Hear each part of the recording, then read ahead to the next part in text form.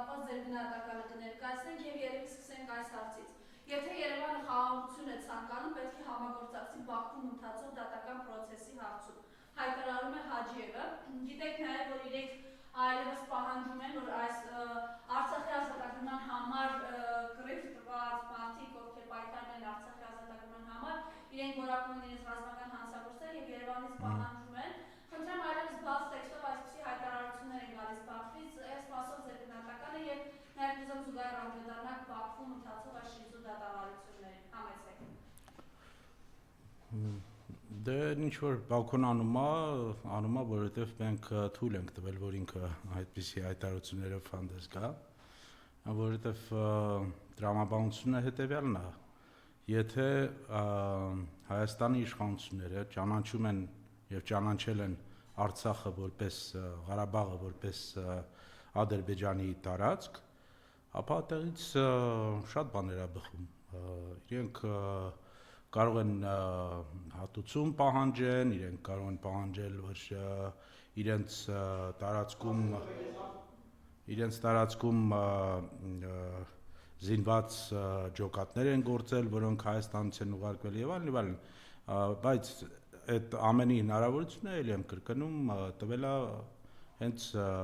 վարչապետ Փաշինյանը, երբ ինքը Պրագայում արեց այդ հայտարարությունը։ Երբ որ անում էր այդ հայտարարությունը, պետք էր մտածել հետևանքների մասին, այսինքն ինչ հետևանքներ կարող է լինեն։ Իհարկե, իշխանությունները ասում են, որ նախկին իշխանություններն էլ երբեք չեն քվեարկել կամ քննարկել կամ հարցի տակ դրել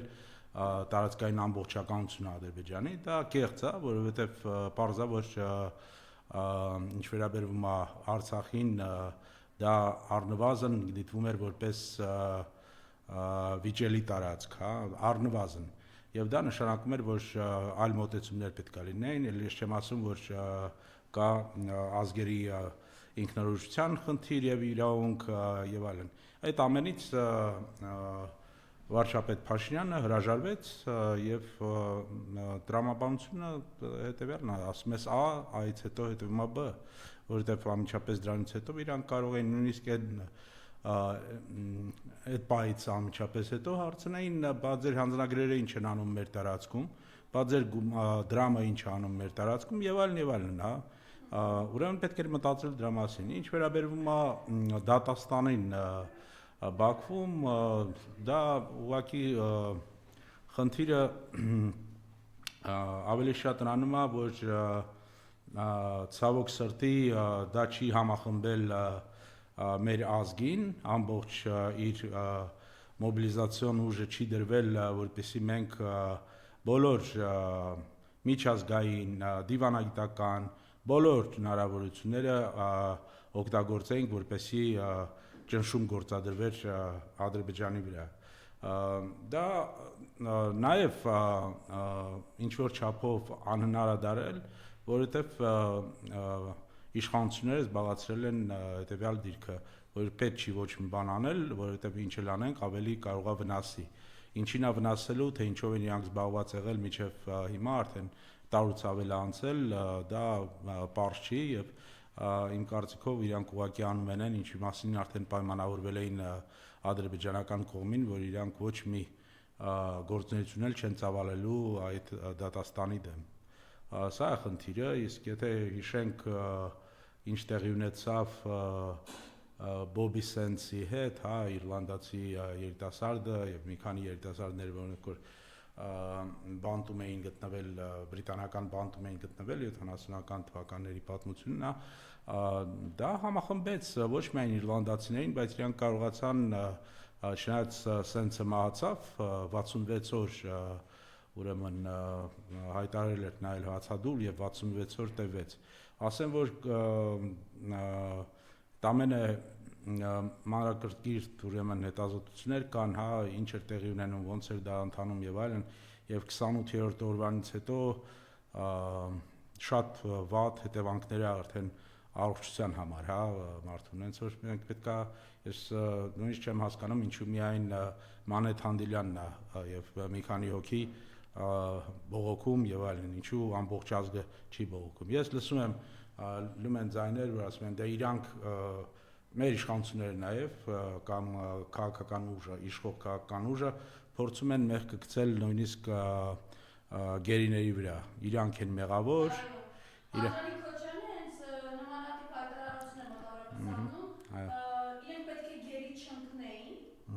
ինչ է ըստ ինչ էր առաջարկում ինքը, բազմիցս խոսել է այն մասին, որ այս մարդիկ կոնկրետ եղել է, որ Բաքուն պահանջում է առնվազն գոնե 5 հոգ կանոն է տվել, եւ որ այս մարդիկ եթե անգամ փորձեն իրենց վնաս տալ, Արցախի 100,000 եւ ավելի մեր հայրենակիցներ ուղղակի չեն կարող այդ գաղթի ճանապարհը առանց ցեղասպանվելու անցնել։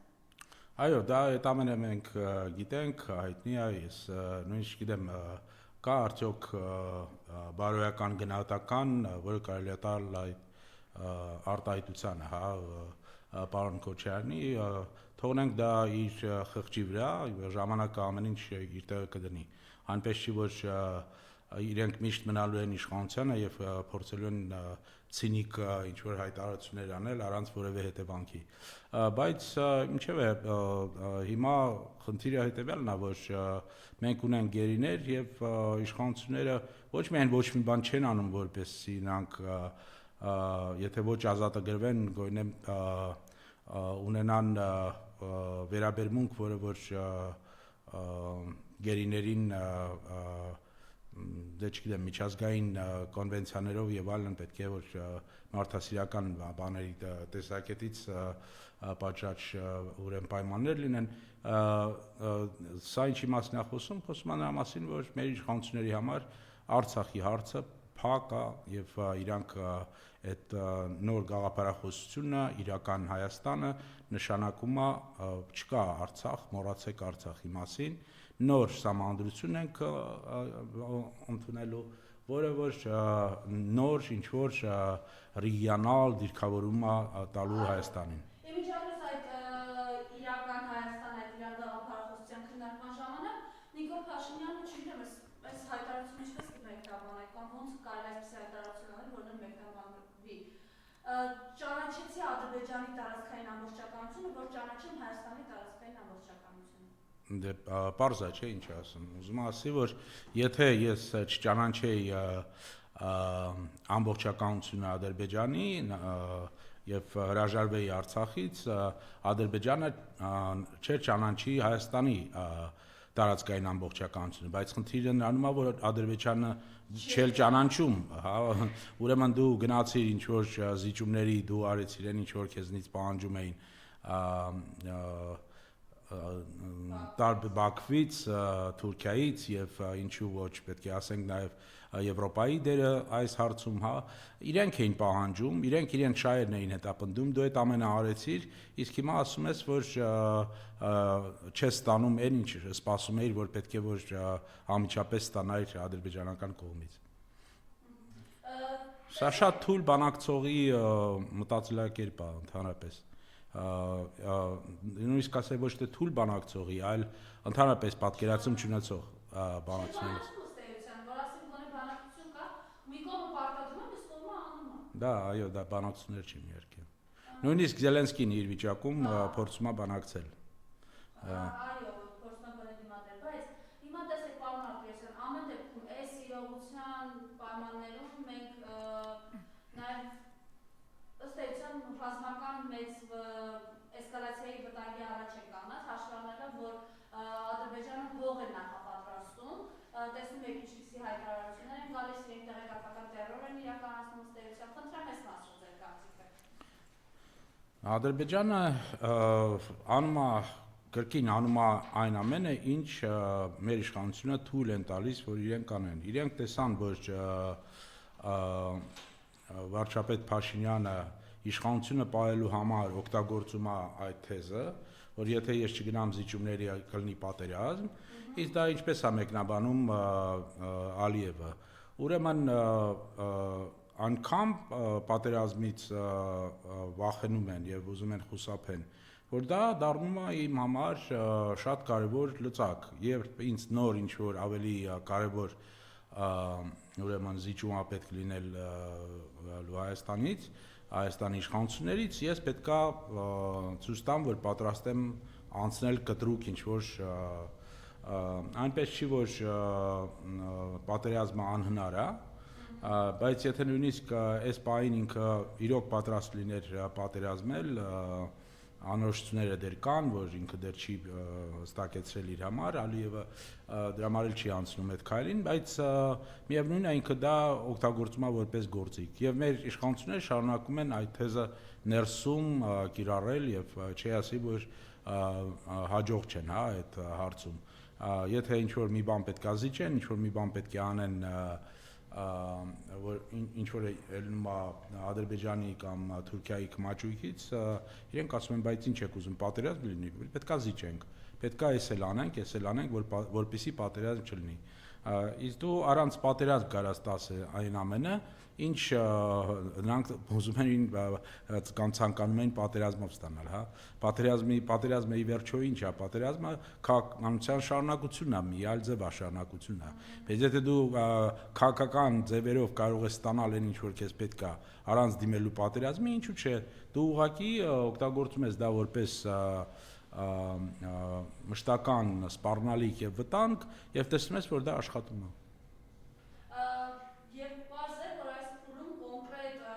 Բաքվի եւ Անկարայի, այսպես ասենք, ախորժակը Սյունիքն է։ Պարզ է, ամբողջ Հայաստանի չգոյությունն է իրենց ախորժակը, բայց մենք հաշվառնելով որ Անկարայում կայացավ Ալիև Էրդողան հանդիպումը եւ այնտեղից հնչող հայտարարությունները, ամեն ինչ անում են դրանք։ Խնդրեմ ես մասով ձեր գնահատական տակ եւ ասում են ըստ էության այս Սյունիքի հարցը դեռևս արկա վիճակում է, որովհետեւ աշխարհակաղակական տերությունները դեռ պետք է համաձայնության գան այս մասով։ Իհարկե, ես դա նկատի ունեի, որ անորոշություններ կան, որոնք դեռ պարզված չեն մինչև վերջ, այսինքն ոչ Էրդողանը, ոչ Ալիևը չէին ուզենա անել այնպիսի մի քայլ, որը ոչ բացասական ինչ-որ ձևով կանդրադառնար իրենց շահերի վրա։ Դրա համար իրանք սպասողական դիրքում են դեր։ Սյունիքը դա ուղղակի մեծ ծրագրի փոքր մասն է իրենց համար։ Դուք շատ ճիշտ ասացիք, որ ամենակարևոր խնդիրը, որ իրանք իրենց արժև դրել են, դա անել այնպես, որ Հայաստանը վերածվի անկլավային ինչ-որ մի եվրոպական այսպես կոչված կառլիկ պետություններ կան, չէ՞, փոքր, որոնցից ոչ մի բան կախված չի։ Այդպիսի մի պետություն, եթե նույնիսկ լինի, դա է իրանց պատկերացրածը։ Բոլոր այլ հարցերում կախված պետքա լինի թե Թուրքիայից, թե Ադրբեջանից, եւ իրանք են որոշելու մեր ուրեմն նույնիսկ գոյության խնդիրը իրանք են որոշելու, ինչպես է լինելու, ոնց է լինելու։ Եվ այդ ամենը արվում է, ել եմ ասում, արվում է, որովհետև մեր իշխանությունների պատկերացմամբ դա նախընտրելի այլընտրանք է, որովհետև նույն իրենց պատկերացրած աշխարհական այս տարածաշրջանի ուրեմն նպատակներից մեկն է զարգացում, որը որ պետք է հիմնվի եւ հենվի համագործակցության վրա Թուրքիայի եւ Ադրբեջանի հետ։ Սա է եւ պարզավոր կան կոնկրետ կարելի է նույնիսկ երևի անուններով էլ ցուցակել կազմել, ուրեմն բիզնես Հայաստանում բիզնես ոլորտը, որը արդեն հաշվարկել է, թե ինչ շահեր է ստանալու, կարճատև, բայց շահեր է ստանալու այդ համագործակցությունից։ Բայց այստեղ հարցը թուրքերը համագործակցել են, թե պարզապես այսպես ասենք, հա, իրենց Համագործակցությունը իրենց համար դա ուղղակի տնտեսական լծակներ ստեղծելն է, որպեսզի իրանք վերջնական խնդիրը հարցը լուծեն նաև տնտեսական ճնշում կիրառելով։ Այս ամենին զուգահեռ մենք տեսնում ենք մեզանից ոչ շատ հեռու Սիրիայի դեպքերը, ինչ զարգացում է ստանում, բարեկամի իմաստով ցեղասպանություն մեր աչքի առաջ։ Խնդրեմ ես մասով ձեր գնահատականը եւ ինչ սպառնալիքների տակ է նաեւ այստեղում Հայաստանը։ Այն ինչ որ տեղի ունենում Սիրիայում ուղղակի եւս մեկ անգամ ապացուցում է, որ միջազգային համակարգը, որը որ ստեղծվել էր Յալտա Պոտսդամում, այլևս գոյություն չունի, նույնիսկ խոսել հնարավոր չի, որ դա գոյություն ունի։ Տեսեք, ինչ տարբեր մոտեցումներ ցուցաբերեցին Ռուսաստանը եւ Միացյալ Նահանգները եւ մյուս կողմից Եվրոպան, որը որ փաստորեն մեղադրեց ալևիներին, մեղադրեց ուժերին, Ասադի ուրեմն ուժերին եւ այլն, այսինքն դա իհարկե ցինիզմ է, իհարկե, բայց այդ ցինիզմը ինչու է տեղի ունենում, որովհետեւ չեն աշխատում որևէ միջազգային ինստիտուտները, որոնք որ պետքա կամ կանխեին կամ նույնիսկ ցուցաբերեին հնարավորություն ուժային ձևով ընդհատել տեղի ունեցածը, բայց մենք տեսնում ենք հակառակը, մենք տեսնում ենք, որ Թուրքիան եւս մեկ անգամ օգտվեց այս իրավիճակից, երբ հնարավոր է եւ կոնֆիգուրացիան ճիշտ ձևով ձևավորվում է եւ իրենք կարան անեն այն ինչ որ միշտ արել են եւ շարունակում են անել, այսինքն դիմել նույնիսկ ցեղասպանությունը։ Սա առաջի անգամ չի եւ միայն հայկական հարցում չի, որ իրենք դա արել են, պատմական դա վերաբերվում է թե իրանց մոտի Թուրքիայում ալևիներին, թե քրդերին, թե հիմա արդեն Սիրիայում եւ ել չեմ խոսում Իրաքի մասին, ամենտեղ էլ փորձել են անել այն, ինչ որ իրենց հնարավոր է եղել անել եւ մարսել։ Դա է շատ կարեւոր եւ մեզ համար դա պետք է լինի շատ վտանգավոր մի ինչ որ նշան, որովհետեւ եթե դա հնարավոր է Սիրիայում, հարց ինչու դա հնարավոր չի լինելու իրենց համար անել Հայաստանում եւ միայն նրա համար որ Հայաստանի իշխանությունները պատրաստ են անել ամեն ինչ ինչ իրենք պահանջում են, բայց այդ դեպքում իրանք կարող են ավելի շատ էլ պահանջել։ Ես չգիտեմ ինչը, իրանք արդեն հասել են հայկական ինքնությանը, էտել է մեր իշխանությունները, էտել են պատրաստ գնալ զիջումների, փոխել պատմական հարցը, որը որ կարևորագույն հարցն է, երբ որ նայում ենք ինքնությունը ինչ սյուների վրա է հիմնված, պատմությունը պարզա որ սյուներից մեկն է, կա արժեքներ, կա ծեսեր, բայց ծեսերը այդքան կարևոր չեն, լեզու մշակույթ, բայց պատմական այդ հիշողությունը շատ կարևոր հանգամանք է եւ իրանք պատրաստ են այդ հարցում էլ գնալ զիջումների, միայն թե պահեն իշխանությունը։ Բայց իր վերջին կարծեմ շաբաթվա սկիզբ երկուշաբթի օրը, այսպես ինչ որ վաղ առավոտյան մոտ կարծես շատեր ասում են անկայուն վիճակ էր, գրառումներ էր անում եւ ասում է ինքն է Հայաստանի ինքնիշխանությունը պահող այսօր։ Նիկոլ Փաշինյանը։ Դե ինքը կարա ասի, ինչ ասում էր Արև թագավորը, Ֆրանսիայի Լյուդովիկոս 14-ը ինքն է իշխանությունը, ինքն է պետությունը։ Բանարտիրոսյան, պրակտիկայում կա այսպիսի դեպք, որ սուվերեն երկրի տարածքում ներխուժած լինեն իշխանի երկրի զինվորականները եւ այդ պետությունը դեռ խոսի, որ այսօր ինքնիշխանություն է պահում։ Ջերմուկի բարձունքները նստած են ադրբեջանցիները, բարի իմաստով, բայց այսօր Նիկոլ Փաշինյանն ասում է էլի նախկիներին է մեղադրելով իր ոճի համապատասխան, մյուսները ինքնիշխանությունը դնում էին Հայաստանի պետության։ Դե մենք կարող ենք գտնել իհարկե մասամբ օկուպացված տարածքներ, պետություններ ունեն եւ այլն, բայց դժվար է պատկերացնել, որ մի երկիր, որը ասում է, որ ինքը նաեւ ժողովրդավար է, որ ժողովրդավար երկրում այսպիսի իրավիճակ տեղի ունենա։ Ես չգիտեմ, ավելի փոքր խնդիրների շուրջ իշխանությունները տարբեր ժողովրդավար երկրներում հրաժարական են տվել, հեռացել են իշխանությունից։ Տեսեք ինչ տեղի ունեցավ նույն Կանադայում կամ որևէ այլ մի երկիր վերցնենք։ Մեզ մոտ դա տեղի չի ունենում, որովհետև կեղծ է այն թեզը, որ այստեղ կա ժողովրդավարություն, կեղծ է այն թեզը, որ մենք հանրապետություն ենք։ Հանրապետությունում առնվազն դատական համակարգը կլներ անկախ եւ դատական համակարգը արդեն մի 10-ից ավելի արիտ տված է իշխանությունները, որպեսզի իրանց հրավիրեին դատարան։ Բայց դա տեղի չի ունենում, որովհետեւ մենք փաստացի մենք հանրապետություն չենք, բռնապետություն է,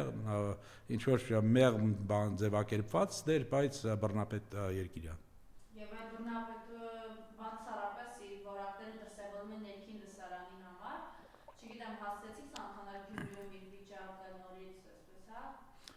Դե պարզ է, որ Գյումրիում շատ հնարավոր է, որ կարող են պարտվել ընտրությունների ժամանակ եւ դա շատ ցավալի հարված է լինելու իշխող կուսակցության համար։ Պարզ է, որ իրենք ամեն ինչ անելու են, որպեսզի դա տեղի չունենա։ Ամեն ինչ անելու են, որովհետեւ եթե դու մի մազի վրա էր կախված Երևանի, հա, հիշում ենք ինչ տեղ ունեցավ ընտրությունների ժամանակ այստեղ քաղաքապետի, եթե դու կորցնում ես երկրորդ քաղաքը, հա, պարզապես 26 թվի ընտրությունների ժամանակ շատ վատ վիճակում են իրենք հայտնվելու։ Եթե իրանք նույնիսկ գնան ընտրությունների, ես ճիշտ ասած չեմ էլ պատկերացնում ինչպես է Նիկոլ Փաշինյանը այս պահին ինքը խոսում է սահմանադրության մասին, հանրաքվեի մասին, ինչպես է ինքը պատկերացնում այդ հանրաքվեն ինչպես կարող է անցնի։ Երևի դե հա, եթե 9% է քո վարկանիշը, ինչ հանրաքվե, ինչ նոր սահմանադրություն, հա։ Ինքը ամեն ձև փորձում է ցույց տալ, որ ինչ որ ներսում քննարկումներ կան, որ քննարկվում է այդ իր նոր առաջարկած գաղափարախոսությունը, որը որ նոր չի, գրվել է եւ ստեղծվել է ինչ որ պատմաբանների եւ էթնոլոգների կողմից, որոնք որ 18-րդ դարվա պատկերացումներից այս կողմ չեն զարգացել, հա, ինչ որ գաղափարներ վերցրել են ֆրանսիական հեղափոխությունից հետո եւ դրանց վրա ուզում են հիմնել, ստեղծել ինչ որ նոր բան։ Աշխարհը արդեն մի քանի անգամ փոխվել է, ազգային պետությունների ուրեմն կոնցեպտը եւ ընդհանրապես ինքնիշխանության կոնցեպտը մի քանի անգամ փոխվել են, բայց իրանք մեզ ուզում են տանեն 18-րդ դար, չգիտես ինչու։ Բայց ամեն դեպքում չի կարողանում, հա, այլևս այս իր ինքնատերապետումը կորցնելու նաև մանրուն բազում հրապարակումներ կան, որ ԿՊ-ի փակտիստերին կոնկրետ սպառնալիքներ են հնչեցնում իր այսպես կոչված թիմակիցների հասցեին, իսկ ինքը ագրեսվել է իրականությանը, գիտի, որ այլևս տապալված է։ Ես չգիտեմ ինքը ինչ գիտի, բայց մենք տեսնում ենք, որ թե իր վարկանիշը եւ եթե իր վարկանիշը 10%-ից ցածր է, պատկերացրեք ինչ պետք է լինի ԿՊ-ի վարկանիշը, որովհետեւ չգիտեմ պետության վերաբերյալ է իր արտահայտությունը, բայց ինքնիշխանության վերաբերյալ, բայց դա մենք բոլորս հասկանում ենք, որ ԿՊ-ն հենց ինքն է։ Եվ եթե այդպես է, իր կուսակցությունն էլ դժվար թե միգուցե մինչև 26 թիվ նույնիսկ գա այնպիսի ուրեմն տվյալներով, որ նույնիսկ հազիվ թե շեմը հաղթահարի, հա, որովհետև մնալու է միայն իրենց admin ռեսուրսը իրենց, որը իրանք պետք է փորձեն կիրառեն, դա էլ 100%-անոց չի, որ բոլորը ովքեր որ այդ admin ռեսուրսում են գնալու են ընտրությունների կամ իրենց ձայն են տալու։ Եվ պարոն Մարտիրոսյան, ես կուզեմ նաև Միացյալ Նահանգներ, Ռուսաստան, ուկրաինական ճակատում իրողությունները գնահատեք, ուկրաինական ափսեների առաջ չենք ունեցել ուղղակի դեսած խոսելու, հարվածեցին 6 շրջանների Ռուսաստանի, ըստեյության կարծեմ թե պատերազմից ի վեր առաջին անգամ է, որ այսպիսի հարձակման ենթարկվեց Ռուսաստանի այս մասշտաբի, եւ նաեւ Թրամփի հայտարարությունը, եթե Պուտինը չստորագրի 30-օրյա հրադադարի համաձայնագիրը, ԱՄՆ-ն կարող է ֆինանսապես վատ բաներ անել Ռուսաստանի նկատմամբ։ Դե սա շատ մեծ թեմա է, հենց հիմա Ստիվ Ուիտկոֆը միլիարդատեր եւ Թրամփի ուրեմն հատուկ հանձնարարություններով դեսպանը սկզբից Միջին Արևելքում էր, հիմա փոխարինել է նաև զբաղվում է ուկրաինական հարցով, ինքը հասել արդեն Մոսկվա, բերել է այն փաթեթը, որով պետք է համոզի նախագահ Պուտինին, որ ինքն էլ համաձայնվի եւ լինի զինադադար։ Մենք պետքա մի քիչ փորձենք հասկանալ ինչու է շտապում Թրամփը, ինչու է հենց հիմա իրան կարևոր, որ այն ինչ որ ինքը անում է։ Տեսեք, ուրբաթ օրը լինելու է շատ կարևոր քվեարկություն Միացյալ Նահանգների Սենատում, իրեն պետքա որ 60 սենատոր ձայները տան, արդեն պալատում անցել է, ուրեմն խոսքը գնում է ուրեմն դաշնային կառավարության ֆինանսավորման խնդիրը լուծելու, հա, 6 ամսյա ուրեմն այդ ժամկետով պետք է իրանք ֆինանսական ուրեմն ստանան ինչ որ անգլերեն կոչվում է shutdown, դրանից խուսափեն։ Շատ կարևոր է եւ Թրամփը շատ լավ գիտեր, որ ժողովրդավարական սենատորները, որոնք այս բային դեմ էին, իրանք դեմ էին նաեւ այդ շատ կոշտ դիրք էին զբաղացել նաեւ ուկրաինական բանի հետ։ Նմանավանդ Զելենսկու այցից հետո Վաշինգտոն այնպիսի հայտարարություններ էին անում, որ սա դավաճանություն է, դավաճանեց Թրամփը ոչ միայն Ուկրաինային, այլ Միացյալ Նահանգներին եւ այլն։ Դրա համար Թրամփը որոշեց, որ ինքը պետք է այս բային անի ինչ որ բանակցողները կոչում են բանակցային ջիու-ջիցու, թույլ կողմին բերում ես սեղան, թույլատնելով իր այլընտրանքը, այսինքն եթե դու ասում ես ոչ ինձ, իսկ Զելենսկին պարզապես զինադադարին ասում էր ոչ Վաշինգտոնում, ինքը այնպես արեց, որ 48 ժամում Զելենսկին եւ բոլոր ուկրաինական ուրեմն զինուժերի ներկայացուցիչները բոլորը հասկացան, թե դա ինչ հետևանքներ կարող է ունենա։ Դրա համար ամիջապես փոխվեց դիրքը, բրիտանացի շատ ճանաչված բանակցող ուրեմն Ջոնաթան Փաուելը, որը որ ամենահաջող իր բանակցությունները երևի Good Friday Agreement-ները, այսինքն իռլանդացիների հետ բանակցություններում, երբ ինքը Բլեյերի աշխատակազմի ղեկավարներ, ինքն է փաստորեն գրել ուկրաինական բանակցող թիմի համար կետերը, ինչ պետք է ասվեր Ջեդայում։ Այդպես էլ արվեց։ Ուրեմն մի կողմը բերել եմ արդեն սեղան, հիմա մնացել է ցույց տամ բոլորին, որ եթե մյուս կողմը չի ուզում գա սեղան, իրենց վրա էլ ես կարամ ճնշում գործադրել, բայց այդտեղ կան խնդիրներ։ Այսինքն, երբ որ ինքը ասում է, որ ինքը կարա շատ կտրուկ ինչ որ միջոցների դիմի Ռուսաստանի դեմ, այստեղ կա ինչ որ նաև բլեֆի տար։ Թրամփին ավելի շատ կարևոր է, որ բոլորը հավատան, որ ինքը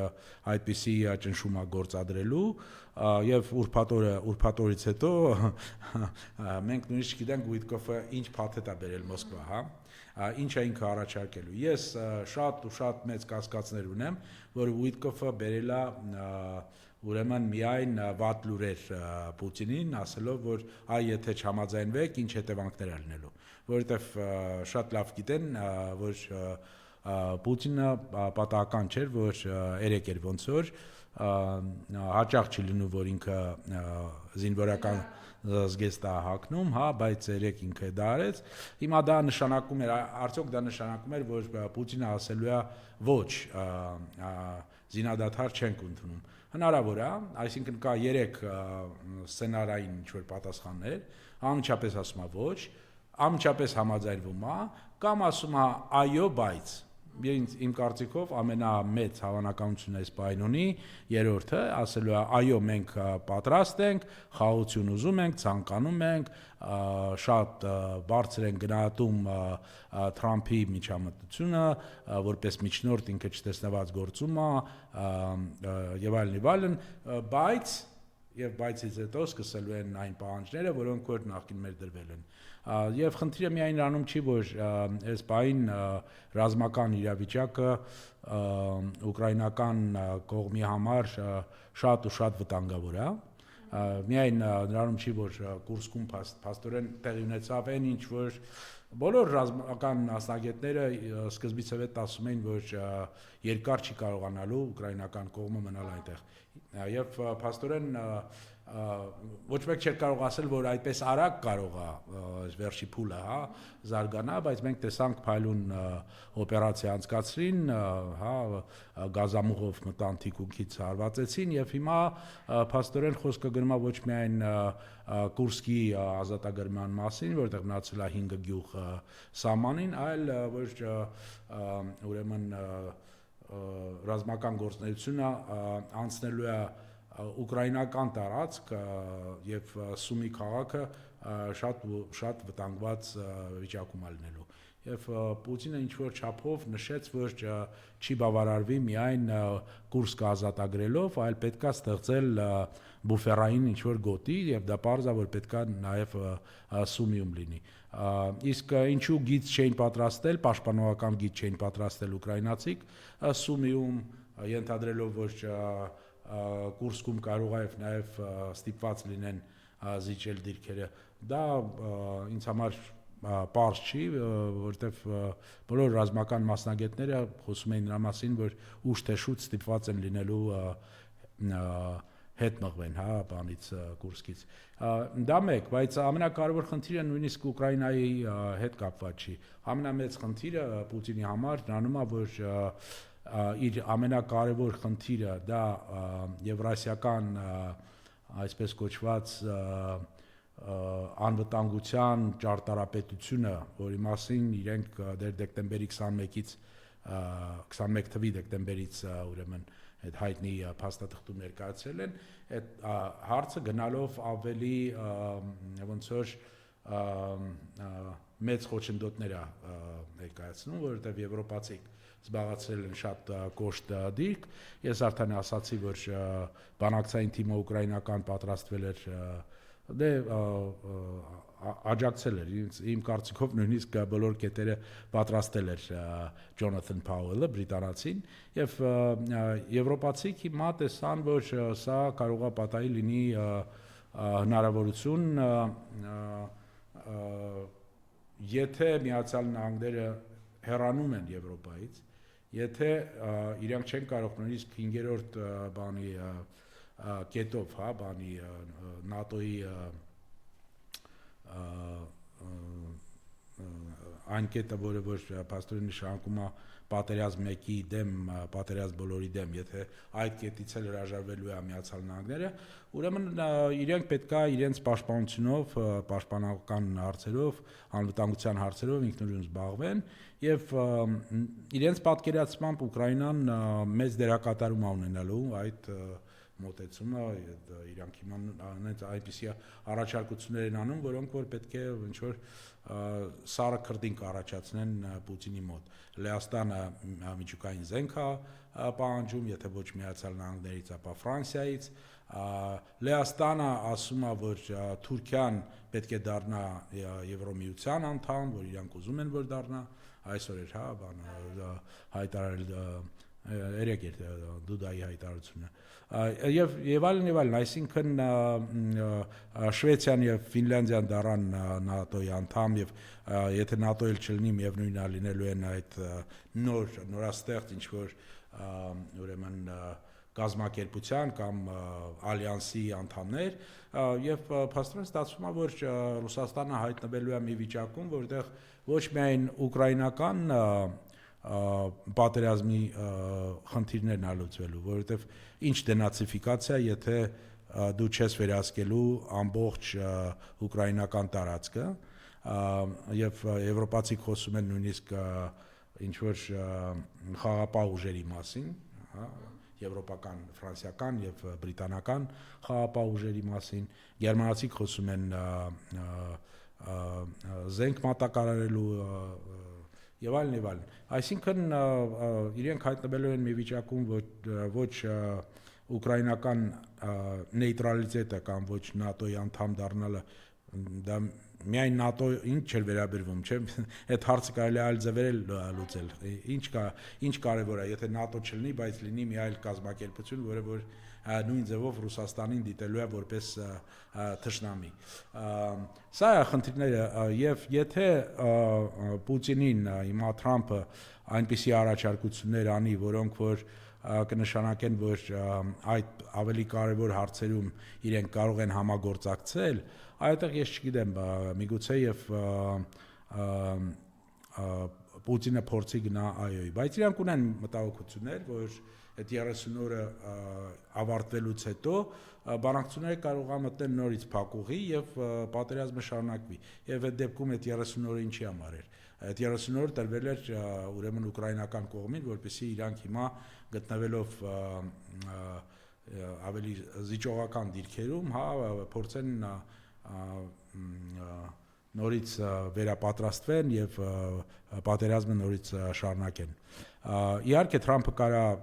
տա իր անձամբ իր խոստումը, որ այդպիսի բան տեղի չունենա, բայց այդ ամենն էլ կարճատև է, գիտեք, քանի որ վստահություն կողմերը չունեն դեր, նույնիսկ Թրամփի հետ կապված, որովհետեւ Թրամփն էլ իր կարծիքը փոխում է ըստ ուրեմն տակտիկական ինչ-որ խնդիրներ, ներսի խնդիրներ լուծելու համար եւ այլն, ել ես չեմ ասում նրա մասին ինչա տեղի ունենալու 4 տարի հետո։ Այնպես որ շատ բարդ վիճակ է եւ ես չեմ տեսնում շատ արագ այն լավատեսական այդ մոտեցումները, որ շատ արագ կարող է մենք տեսնենք միջև ապրիլ ամիս ինչ որ լուծում խնդրի եւ խաղաղություն կտիրի եւ այլն եւ այլն։ Շնորհակալ եմ, պարոն Մարտիրոսյան։ Ձեզ շնորհակալություն։